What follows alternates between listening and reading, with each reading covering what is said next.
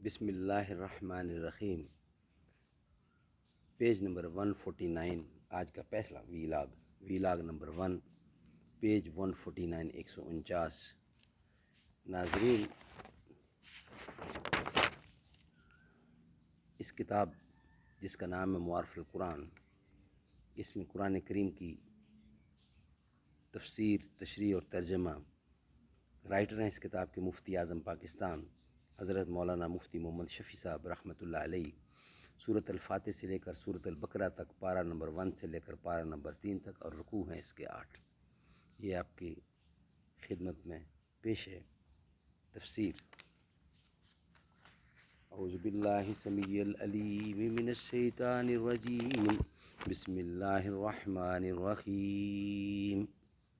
الحمد للہ وکفی وسلام علی عبادہ الذین اصطفی۔ پیج 149 اور آج کا پہلا ویلاگ ہے، اور ہیڈنگ چل رہا ہے اعجاز قرآن کی دوسری وجہ۔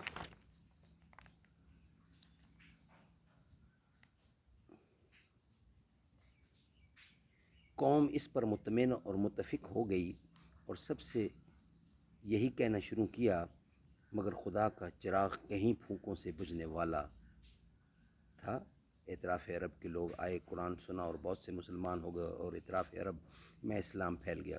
اسی طرح ایک قریشی سردار نضر بن حارث نے ایک مرتبہ اپنی قوم کو خطاب کر کے کہا، اے قوم قریش، آج تم ایک مصیبت میں گرفتار ہو کہ اس سے پہلے کبھی ایسی مصیبت سے سابقہ نہیں پڑا تھا کہ محمد صلی اللہ علیہ وسلم ساری تمہاری قوم کے ایک نوجوان تھے، اور تم سب ان کی عادات و اخلاق کے گرویدہ، اور اپنی قوم میں ان کو سب سے زیادہ سچا اور سب سے زیادہ امانت دار جانتے اور کہتے تھے۔ اب جب کہ ان کے سر میں بال سفید آنے لگے اور انہوں نے ایک بے مثیل کلام اللہ کی طرف سے پیش کیا، کلام اللہ کی طرف سے پیش کیا، تو تم ان کو جادوگر کہنے لگے۔ خدا کی قسم وہ جادوگر نہیں، ہم نے جادوگروں کو دیکھا اور برتا ہے، ان کے کلام سنے ہیں اور طریقوں کو سمجھا ہے، وہ بالکل اس سے مختلف ہیں۔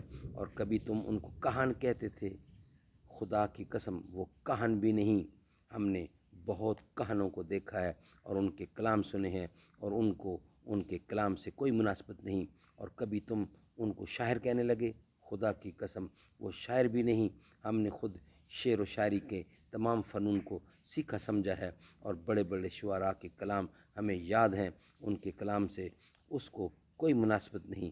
پھر کبھی تم ان کو مجنون بتاتے ہو، خدا کی قسم وہ مجنون بھی نہیں، ہم نے بہت سے مجنونوں کو دیکھا اور بھالا ہے، ان کی بکواس سنی ہے، ان کے مختلف اور محتاط کلام سنے ہیں، مختلط کلام سنے ہیں۔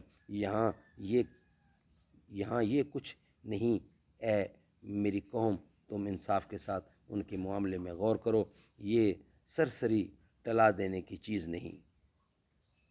حضرت ابو ذر سیابی رضی اللہ فرماتے ہیں، میرا بھائی انیس ایک مرتبہ مکہ معظمہ گیا، اس نے واپس آ کر مجھے بتلایا کہ مکہ میں ایک شخص ہے جو یہ کہتا ہے کہ وہ اللہ کا رسول ہے۔ میں نے پوچھا کہ وہاں کے لوگ اس کے بارے میں کیا رائے رکھتے ہیں؟ بھائی نے کہا کہ کوئی ان کو شاعر کہتا ہے، کوئی ان کو کہان بتلاتا ہے، کوئی جادوگر کہتا ہے۔ میرا بھائی انیس خود بڑا شاعر اور کہانت وغیرہ سے واقف آدمی تھا۔ اس نے مجھ سے کہا کہ جہاں تک میں نے غور کیا ہے، لوگوں کی یہ سب باتیں غلط ہیں، ان کا کلام نہ شعر ہے، نہ کہانت ہے، نہ مجنونانہ کلمات ہیں، بلکہ مجھے وہ کلام صادق نظر آتا ہے۔ سبحان اللہ، سبحان اللہ۔ انشاءاللہ اس کا دوسرا حصہ نیکسٹ ویلاگ میں آپ کی خدمت میں پیش کیا جائے گا۔ اللہ تعالیٰ سمجھ کی توفیق دے، آمین ثم آمین، بجا خاتم النبیین صلی اللہ علیہ وآلہ وسلم۔